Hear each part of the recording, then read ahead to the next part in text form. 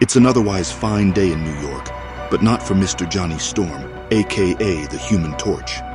Because as he makes his way along the Big Apple's streets, all he sees and hears are sights and sounds of the one thing he hates, being upstaged.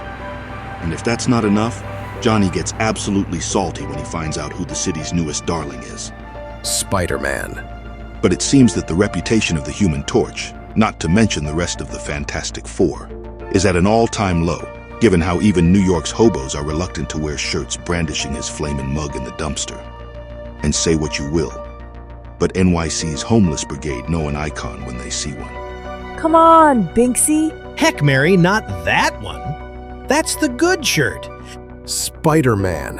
On top of all that, the Human Torch almost loses his marbles when he sees that the wall crawler has beaten him 5 times out of 6 when it comes to New York's most eligible bachelor poll.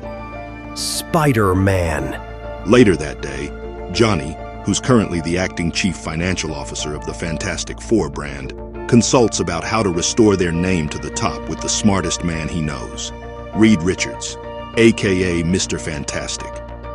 As Reed puts it, money's no problem. They've got patents up the wazoo. But clearing their name in the public eye, well, that's a different story altogether. Already sour with everything that's going on, Johnny's day gets worse when his nephew Franklin steps into Reed's lab wearing a Spider-Man cap. Uncle Johnny, it's okay. Second place is nothing to be ashamed of. On a funny side note, we all know who put the kid up to this. How was that, Uncle Ben? I thought Uncle Johnny was gonna blow his stack. Always tomorrow. At a loss for options, Johnny has no choice but to turn to the object of his ire for some much-needed advice. So, he signals the wall crawler to meet with him at their usual place, on top of Lady Liberty's head. Hey, Mr. Popularity. Long time no heckle. What's the emergency? Shouldn't you be out kissing hands and shaking babies or something? Those animal shelters won't burn themselves down, you know? Shut up. I need some Advice?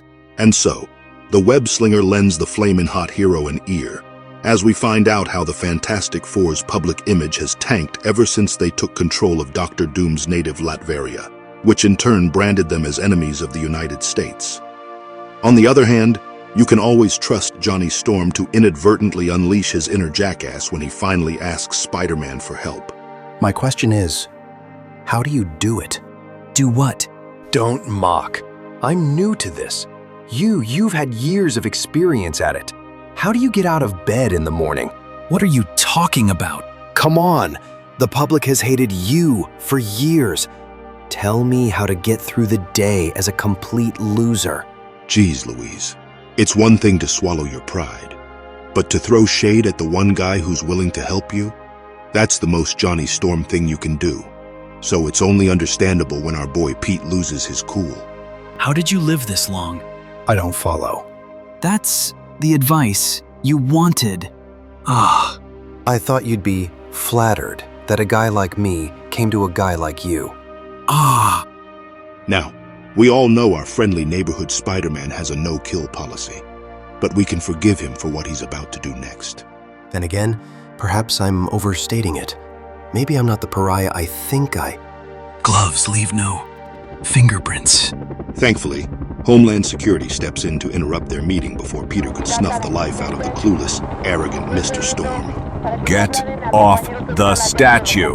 See? This is precisely what I'm getting at. No respect. You gotta help me. Fine. You want time out of my day? The park at the corner of 22nd and McGear in Hoboken. Do you know it? No.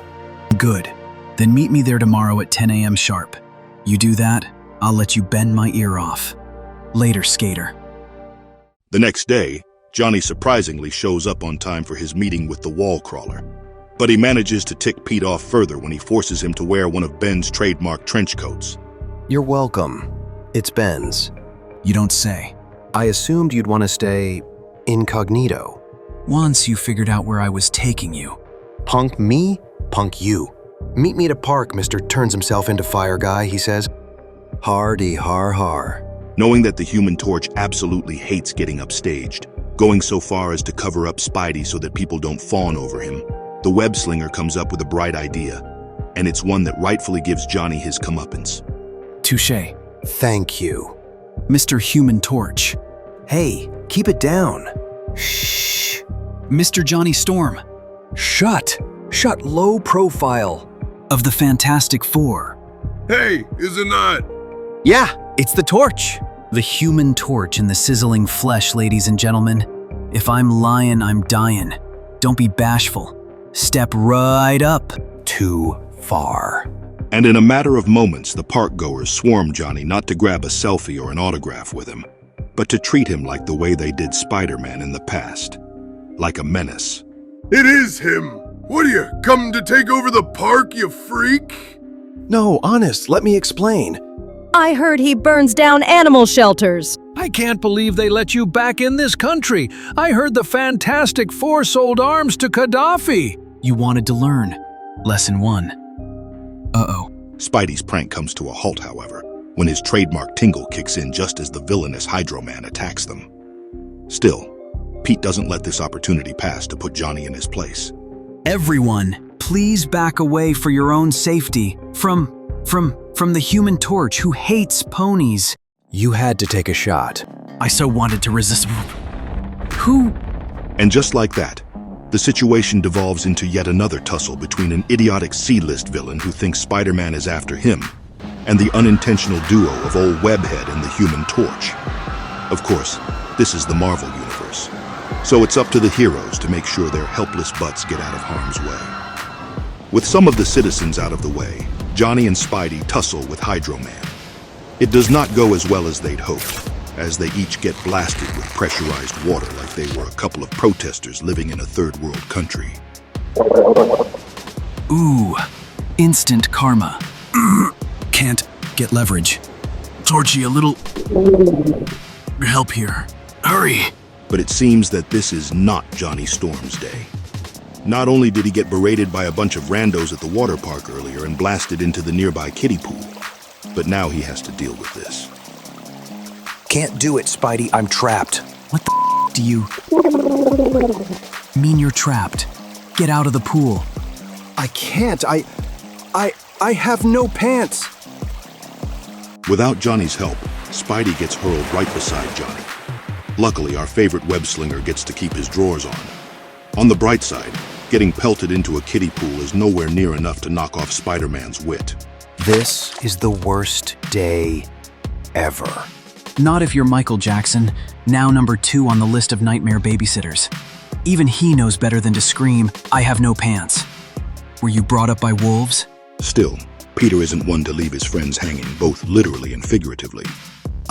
Hold still. I'll fix you up.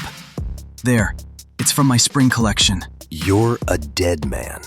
And again, Hydro Man pounces on them. But the Human Torch has bigger problems. Because now, everyone around him who isn't named Spider-Man thinks he's the one who started this whole mess. Regardless, Johnny powers through it and flames on, as even news outlets go on a smear campaign against him. On a side note, can we just appreciate how Ben Grimm, the Thing, is just living his best life right now while he watches all this unfold on live TV? And here I thought I was saving this tape for the game. This is much better. The Best of Johnny, Volume 32. Back at the water park, the web slinger and Human Torch finally get some chemistry going as they go on the offensive against their watery foe. But Hydro Man gets crafty and escapes through one of the park's drains. Naturally, our two heroes follow suit. And, well, let's just say Spidey is on a hot streak punking his flaming friend today. Of all the places to hide, man, he could pop back up anywhere in this park. We have to find him. This is the closest building to the water lines. Search it. I'll take the right side, you take the left. Go, go! If the people of New York thought Johnny was a perv earlier when he lost his underoos in the kiddie pool, well, he just up and rose to Diddy levels of freakiness with what has just happened now. Hey, you perv! No, it was an accident. I didn't mean to. You little freak. Spidey, you did this on purpose. Who, me? Eyes on the road, son. All clear on this side. You spot him over there? Nope. Just to add insult to injury, the Human Torch gets walloped with Hydro Man's fist with his back turned, with toilet water to boot. But there's no time for Purell, as Hydro Man emerges from the girls' restroom. He tries to escape, but Spidey manages to seal off all his exits. In the meantime, Johnny has to deal with yet more shade from the park goers. But Johnny manages to keep his head in the game, so he flames on once more to get back into action. Meanwhile, Spider-Man rescues one of the park's mascots. He links up with the Human Torch, and Johnny comes up with a clutch idea to trap Hydro Man in Ben's trench coat, since it's made of unstable molecules strong enough to hold the villain. The plan works too. But you can always trust Marvel's version of New Yorkers to rag on their own saviors after doing them a solid, as they continue to berate Johnny after pretty much coming up with a way to save everyone. Saved for a year for this vacation. Flash my little girl. Saw me naked. Oughta lock him up. Easy, folks. We'll handle this. We got laws in this state against open flame and fireworks and... At this point, Spidey knows that his pranks and New York's smear campaign against the Human Torch has crossed the line. So, when he spots the same mascot he saved earlier about to fall off the nearby broken water slide, he does Johnny a favor. Torch, the squid, guy. He's gonna fall. Catch him, Mr. Spider-Man! I can't reach him. I'm out of web fluid. This looks like a job for the Human Torch. So Johnny flies towards the mascot just in the nick of time. In turn, the park goers prove they're a bunch of fair-weather folks, as they instantly do a 180 on Johnny and start celebrating him. Plus, he finds out that there's a petite hottie hiding under that mascot, so Johnny's probably going to get lucky tonight. On the other hand, the park goers turn on Spider-Man on a dime as if they weren't willing to kiss his feet just moments ago. You stink, Spider-Man. Me? What did I do? Nothing. You just stood there. We hate you, Spider-Man! And if that's not enough, the sheep start pelting him with trash. Still, Spidey keeps up the ruse to save his friend's reputation. After all, he's used to dealing with the city's herd mentality. In the end, Johnny and Pete leave the scene, and the Human Torch finally shows some much-deserved gratitude towards the web slinger. So noted. Listen, Spidey, I owe you. Image consulting on the fly and all. You really understand how important it is for me not to look like a dork in front of my adoring public, and I... No. Say no more. On the bright side, at least old Webhead got to play one last practical joke on his flamin' friend. That's right. Johnny's going home without any underpants, because Pete just webbed them up on one of the park's flagpoles. All is right in the world. That's it for this video, guys. We hope you enjoyed it, and can't wait to read your thoughts about it in the comments below. Please don't forget to hit like, share, and subscribe to our channel with all your notifications on for more fantastic stories like this. And if you want more amazing videos, check out the next one too. We'll see you next time. Take care.